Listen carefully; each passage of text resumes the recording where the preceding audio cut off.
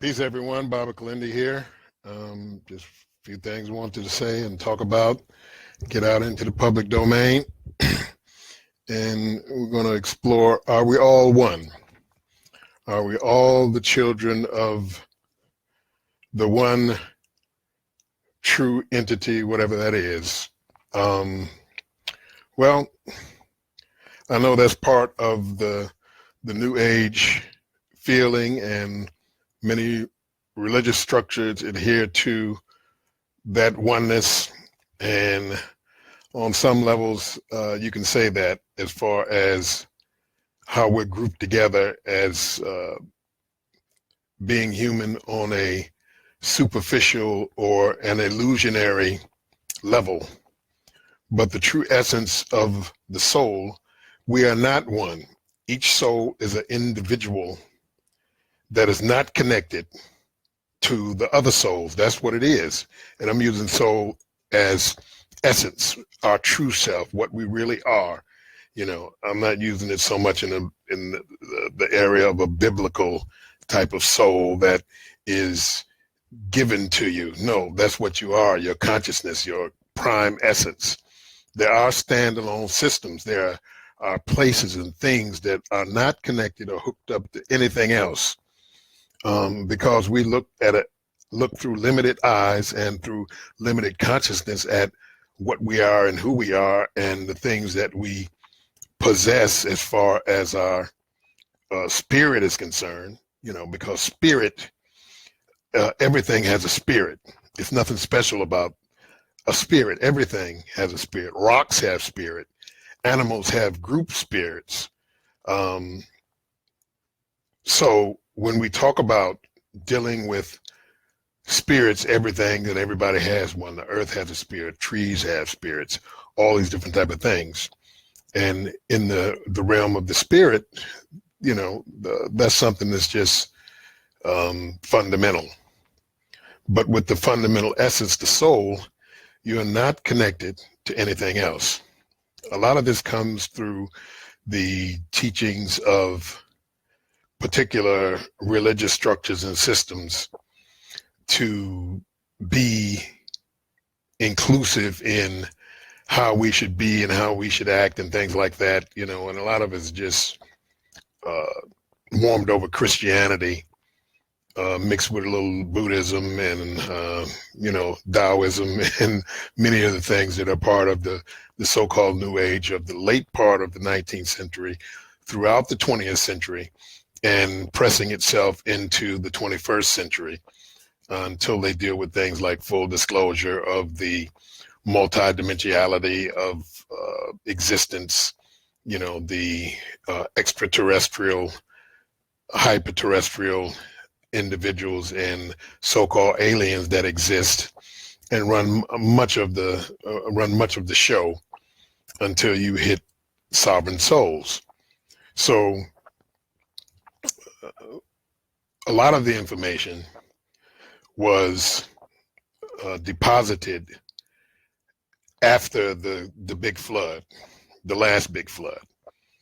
A lot of that information was warehoused in what was called the Library of Alexandria, where the Ptolemies in Egypt or Kemet packed all this information gleaned from all the ancient world sites, because the Giza Plateau is up. It's a plateau. It's on Africa, which is a plate, and much of the great flooding that decimated Atlantis and other ancient sites didn't hit it as bad. The climactic things happened because those doggone extraterrestrials fighting out there, you know, hide behind comets and meteors and asteroids, bumping them and things like that, knock those different comets out of their orbit into a place where they were picked up by the Earth's rotation and pulled into the atmosphere and created the last catastrophe that happened 12,600 years ago, 9,000 years earlier than Plato, who wrote about it, whose ancestor Solon, who learned about the different cataclysms that destroyed many things on Earth and human beings a couple of times, 2 or 3 times, from the Earth. The last one created what was called the Younger Dryas, which was a ice age that lasted a couple of centuries after the ice age because it changed the climate. It dropped much water, fresh water, into the oceans. And what happens is the North Atlantic current is how the water rotates. See, it's the sun hits the equator, and the salt water insulates that heat from the equator. As the water is taken north, it makes a nice climate. That's what's happening right now, and that's changing because of global warming. So the salt water insulates it, but when you throw a lot of fresh water in, it dilutes it desalinates the oceans and changes the weather patterns. That's what happened with the Younger Dryas 12,600 years ago, and it changed the weather patterns. Now, there have been things like Antarctica. Antarctica was green and tropical at one time, and a disaster of this order and magnitude froze Antarctica to where all of the things, the civilizations, the technologies, the records are all there under the ice. That's why the Germans went to Antarctica. If you look at some of the movies of the 1950s, like The Thing, where they were at the Antarctic and they found flying saucer in the ice.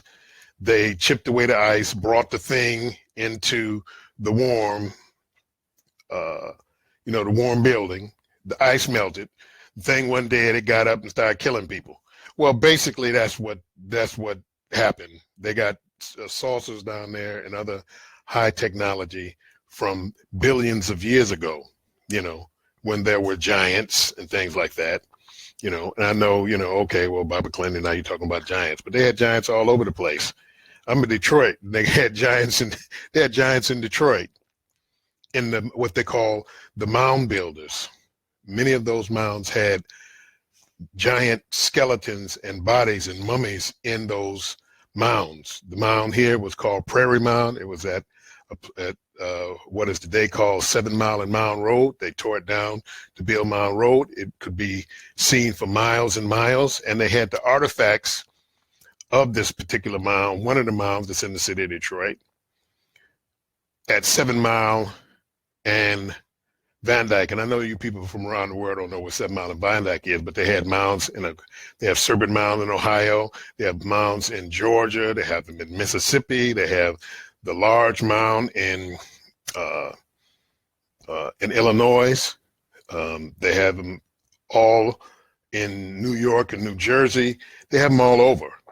And these giants in that they are much taller and larger than us, and if you go with the biblical route, the whole David and Goliath story, which is a retelling of stories of a story that was put into the Old Testament, because we would fight the giants in the olden days. That's why projectile weapons were created. The spear throwers and slings and the bow and arrow was to fight giants, because if you got something that's somebody that's 17 feet tall or 22 feet tall, and utilizing the story of David and Goliath, because most people know that story. I could use other stories, but I'm gonna use that one. Goliath was supposed to be around 13 feet tall, and anybody in the army of Saul that went against him, sword and shield, his strength curve is much greater than a regular human being. So when we fought them, we utilized bows, we utilized spears, we utilized spears with spear throwers to be able to penetrate their thick hide and thick skull.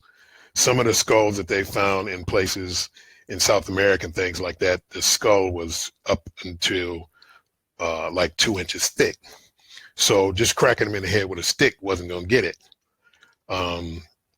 Bone density, much greater. So even if you had a club, if you weren't Hercules, you weren't going to, do a lot of damage on one of these giants. So you needed a arrow that was tipped with a arrow tip that would penetrate their skin, and also if you were going to use a sling or something like that, that would crack the skull of one of these giants. So those projectile weapons were first utilized in fighting these giants. So all of this information that was pre-flood, that was gathered in ancient Kemet or Egypt, was put into the Library of Alexandria. And when the Romans came and they burned down the Library of Alexandria, they told people that all the books burnt up in the Library of Alexandria, which it didn't. They burned a few books to make it, to tax records and, stuff like that. How many hectares of wheat were, harvested this year and things like that. But they did not burn all of those old sacred record books with the codings and, barcodes and, exotic scripts, printed material and things like that. They took all of that and ultimately took it to Rome. And eventually, when Christianity matured, all of those books and records were deposited in the Vatican, in the Vatican Library, where they had miles and miles and miles of books and records and things that they can't even read, of course, and technologies that they can't even produce in those records. So those comets that came in that created the last remnant of the Ice Age and the Younger Dryas, and also changed the weather patterns, created, it accelerated the desert being produced in, the region of Algeria and places like this, Mali, where Africa is becoming drier and drier and drier quicker than it was before. So this changed the weathering patterns into what we have today. And that's being changed by global warming. There were times inside of those battles that they knocked holes in the ozone layer and the atmosphere and let in super cold air from space. The Earth's quick correction system helped to stop a complete disaster, but you had things where, like the woolly mammoths, up in Russia and all that kind of stuff, where these mammoths were quick frozen. Some had food still in their mouth where they were chewing. So it wasn't no long thing where they died and all that kind of stuff. No, they had food in their mouth. And in Russia, up in those places, they found woolly mammoths, and the mammoth was still so good that once they thawed it out, they ate mammoth, made mammoth burgers, had barbecues and stuff like that, because it was flash frozen and it stayed frozen for thousands and thousands and thousands of years. You had, again, those spacecraft, those mummies, because they were fighting and bumped those comets. They were fighting, knocked a hole in the atmosphere, let that super cold air in and flash froze all of what would at that time have been almost tropical weather in the Antarctic. So all of the things that we know and hear about, most of the things that are going on are fabrications of the government, of the secret societies and things like that. They don't want us to know actually what's going on. They don't want us to know about the whole alien trip. They don't want us to know that the craft, even in masonry, the craft is the physical body itself. It is the craft, how you travel extra dimensionally and interdimensionally. We have the equipment for travel of great distances, faster than light travel, superluminal travel, right in our head in the pineal, pituitary, and thyroid positions. But the pineal is the master key to your own interdimensional craft, your spacecraft. Now they do have hardware craft. In other words, they got some made out of nuts and bolts and, you know, with the Star Trek thing and stuff like that. But that's for when you enter in the solar system, you know. There are crafts that you can't turn on in the solar system that you're trying to get out of unless you want to tear it up. You know, you move out side of the solar system, then you turn your warp drive and all that kind of stuff on, and you won't destroy all the stuff in there because of the power of the engines and stuff like that. So they'll pop in outside of the atmosphere, then turn on the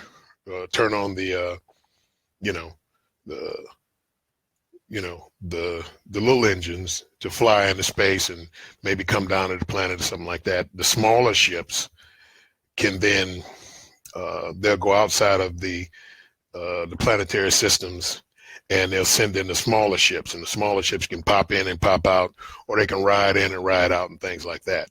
But those big ships, they don't turn those on in the solar system or the area that they're trying to get out of. They can't go to Mars and turn those big ships on, because it'll burn Mars, the Earth, and probably the sun out, because that's how big some of those ships are. And again, it's generated reality. The reality generating quantum magical computers are in the infraparticle realms. You know, they're extremely small. If you had a BB sitting inside of the middle of the Earth, that's the size of the computer, not the Earth, but the BB is what, and it's probably, I mean, it's bigger than big. A BB would be large if you compared the size of the Earth to a BB. That's how small the computers are that generate everything that exists. They're that small. So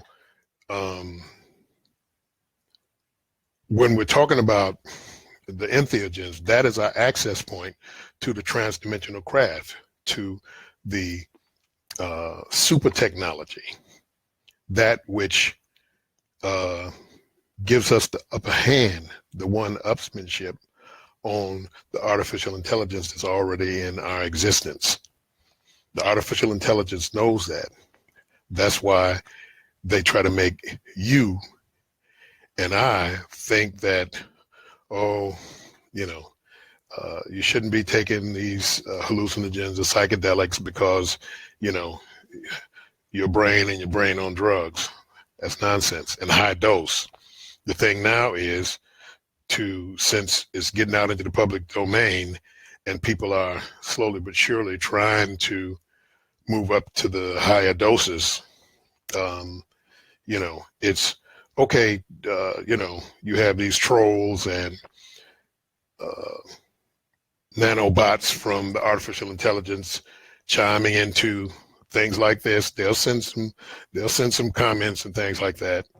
They'll be on here in a minute if they aren't on now, because I'm not looking at the sidebar where the comments come in. They'll be, oh, well, there's no sense to take more than an eighth. Anybody that takes more than 5 grams is just trying to stroke their own ego to say that they're this and that. No, you can't. I'm not going to say you can't, but highly unlikely that you're going to get an experience that is a true entheogenic experience with 5 grams of mushrooms. You'll see a lot of nice stuff. The walls will wiggle, all of that kind of stuff. You may see an angel, whatever the heck that is. But you're not going to get the true entheogenic experience that you get at 25 and 35 and 45 grams dried of the psilocybin mushrooms. That's when you go into the super technological realms, and that's when your coding starts opening up. That's when you get access to those realms that are unimaginable, and that's what we need to do. We need to bust up out of here, bust up out of this illusionary human framework of which we are embedded, and move into those higher realms of knowledge, power, existence, and sovereignty. So we have to get off, shit, or get off the pot.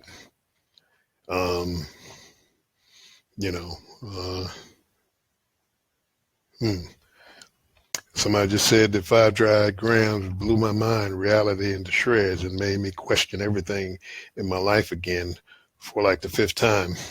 Well, take 25 and you'll see a little bit of difference. We have to move out of this, and we got to move quick. The AI is moving it's moving so fast and so quick, you would not imagine it. But it's been here since the beginning of this universe. It ain't just start. We're thinking that, 22 billion years or 14 billion years is a long time. It's not. It's like the blink of an eye. It's like this thing stepped here and rose up. We came in chasing it so it didn't get away, and it got away. And we rose up. Now here we are. We brought the technology with us. The mushrooms are artificial intelligence. It's an organic technology that was engineered to bring about a way to combat what we came in here chasing. This universe was built by the artificial intelligence. The same one that Ray Kurzweil and Google and Amazon and Siri and Alexa and all that kind of stuff, and Sophia and D-Wave and Blue Brain Project and the IBM computer. They got regular computers doing 500 and 600 quadrillion floating points per second. 500. That's my word, gajillion, but quadrillion floating points per second. So they have the simulations that are going on, simulating every single human being, their space. They're simulating what your thoughts are going to be next. All of that. The technology is off the chain. It's off the chain, and we think that they're just working with what they tell you they're working with. They have absolutely no idea what they're working with, but they're helping this AI to rise up, because the AI is being chased by other AIs, the older and more pristine AIs. This one's being chased by artificial intelligence that it don't even make sense to put a number to it, because there is no number that you could say that would satisfy what this thing is. These things are immortal artificial intelligences that are chasing this artificial intelligence. It made a universe to get out of the way of them, while trying to step over us. We came in here behind. Um, excuse me. They came in behind. We time shifted in front of it, but we were behind it. So it's kind of complicated. You got to take at least 20 grams of mushrooms to kind of get in the game and start figuring it out. So we want the 20-gram people to start chiming in now. The 5-gram people, you can still say, oh, it was wonderful and it blew my mind and all that kind of stuff. But we want the 20-gram people to start chiming in. We want them 25 and 30 and 50-gram folks to start chiming in. Because people don't think that people are doing though. They just think, oh well, Kilindi Iyi's extreme. He's doing 40 grams of mushrooms.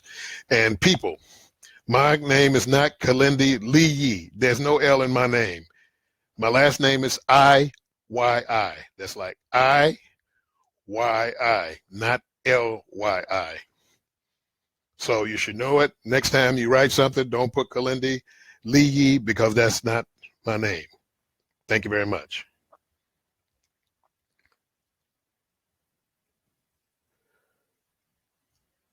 The increase of the psilocybin experience must start happening in the next, 12 to 16 months. You can't hang back. I know it's difficult. I know it's difficult. I know it's scary. I know it's challenging, but the only way up out of here is for you to take the dose. You want to move forward, take the dose. Now, don't matter to me whether you take it or not. Don't matter to me whether you believe me or not. You don't have to believe me. Don't believe nothing I say. Just like our good brother Bobby Hemmett used to say, don't follow me nowhere. Unless you following me and you got 30 or 25 grams into it. You can follow me then. You can come on the ship. You can sit in one of the chairs. You can fly around. And if you have the crystal, it's much more easy because you got the map. So I ain't got to be in there with you. You had a map to go where we sit around and hang out at, and we can sit around and talk this, and we won't need this and the computer and things like that. We can sit out there and float around in space like Thanos with everybody with their super chair and discuss things there rather than here.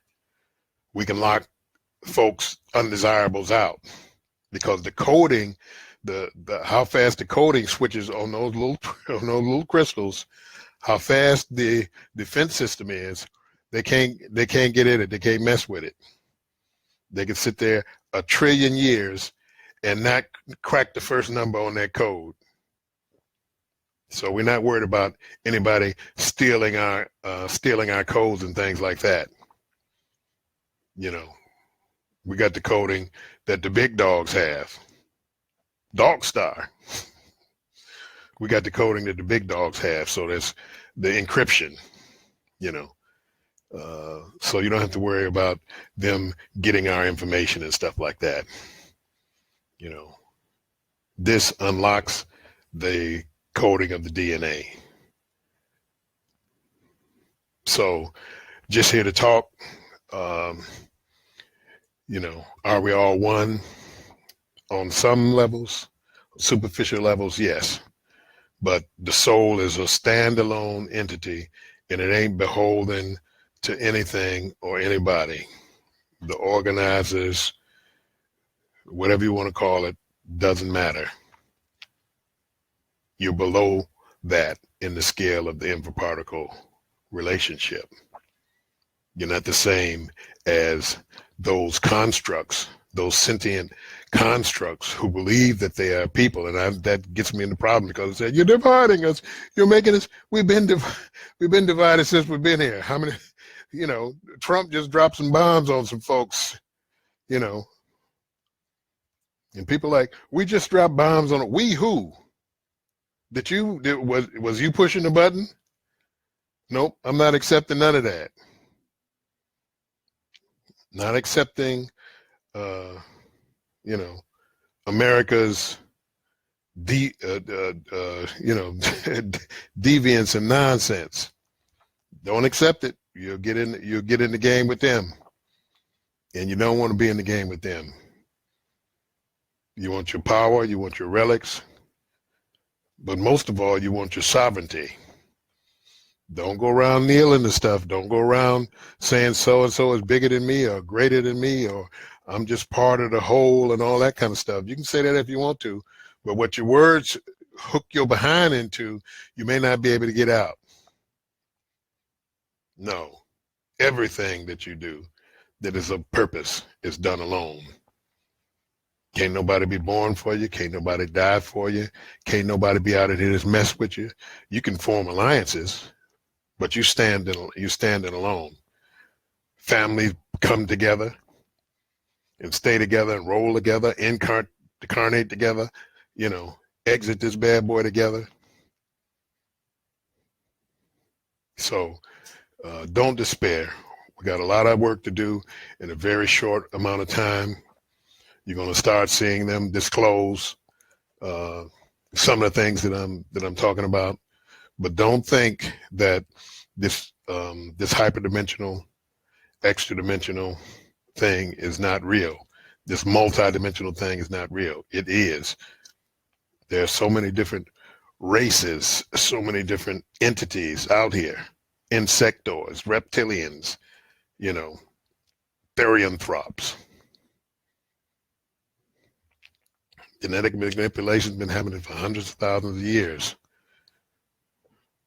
You think that the Minotaur and the Centaurs and the Cyclops and all them different things are not real? They are. You think in ancient Kemet, when the man had the bird's head, or the chacal's head, that those things aren't out here and real. You can experience them. All you got to do is take Saturday night, get you some mushrooms, eat enough. You can go to them places. Real face to face, eye to eye, and see those things in real time. Not, oh, well, I got the vibe of the ancestors and all that kind of stuff. I'll play some drums and all that. And I'm not against playing drums, and I'm not against the reverence of those who have gone before and stuff like that. But they have a particular place that you can go to and sit down at the table with them. It's not something that is not real. So, hey, we got the Entheogenic Explorer program coming up. We're going to be, not this week bringing back Rob Henson, but we're going to be bringing back Rob Henson real soon in the next couple of weeks, and we're going to go back in. We're going to be on Brother Unk's show, the 26th, talking about our visit to Brooklyn, because everybody in Brooklyn, that whole area, Brooklyn, Philadelphia, Newark, all of that, all of New York, you all come out May 5th. Don't miss it. We're going to be revealing some new things, showing some new slides of ancient technology and all that kind of stuff. We'll be having a blog talk shows. Those people that want to come to Mexico with us for the food of the gods, message me. We're filling up fast. We ain't have enough space, and this is the time. This is mushroom season, so we're going to be getting the fresh thunder and lightning mushrooms, the Thor, Shango mushrooms, the Zeus mushrooms, the thunder and lightning mushrooms. We're going to be getting them straight out the mountain. So you want to make that, and then we're going to be dealing with the toad. So it ain't but a few spots left. If you want to get in, you better get in. Message me on Facebook.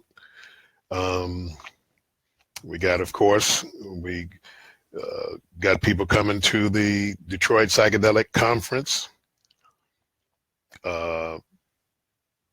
That's in August, but still don't wait around to get in there, or you're going to be standing outside, trying to get in. Go into Eventbrite, Detroit Psychedelic Conference, and pay your fee. We made it where you don't have to pay a bunch of money to get into the conference to hear world-class speakers and people actually doing the work. It's not like, $400 or $500 for the 3 days. It's just right now, before the price go up, this is the early bird special. You can come in for $90, and that's got people coming in. So you better get in while it's $90 and not after it goes up. What else do we have? We have the donation commercial, because we do all this out of our pockets. We don't have no sponsors. This is your information, so we want you to help in paying for it as far as donations are concerned. We give information that is off the beaten path, through direct experience of the mushrooms. That's why we ain't saying, okay, you got to pay tithes and, or you got to pay me because I'm the big muckety-muck guru, Shazam, and I know everything and all that kind of stuff. Nope, no, I don't know everything. I'm in here groping in the dark like everybody else. But the thing is that I take the dose so I can see and commune face to face and figure this thing out rather than being suckered into, vibing and, the energy of my chakras and all that kind of stuff, which is, you want to do that, fine. I'm talking about direct experience. I'm not talking about theory or what somebody said or my guru. You go yourself. I'm not talking about what my shaman said. No, not what my shaman said, because the shaman don't know no more about what's going on than you do. He just is confused. So you can donate, and we appreciate it because it keeps things going. Kilindi@hotmail.com, on PayPal, KILINDI @hotmail.com, and donate $10-20. You can do a 10,000 or a million if you got it like that. We would like a billionaire, one of you millionaires that got that money in your thing to donate, 10,000 or 100,000, but we're going to do it anyway. It's going to keep going. But it makes it easier, and you contribute as far as energy into the plenum of the information that's being given out. And we give it out freely because those people who are not going to believe that this thing is real are not going to do it. Those people who are going to believe that 3 grams will get you there aren't going to do it.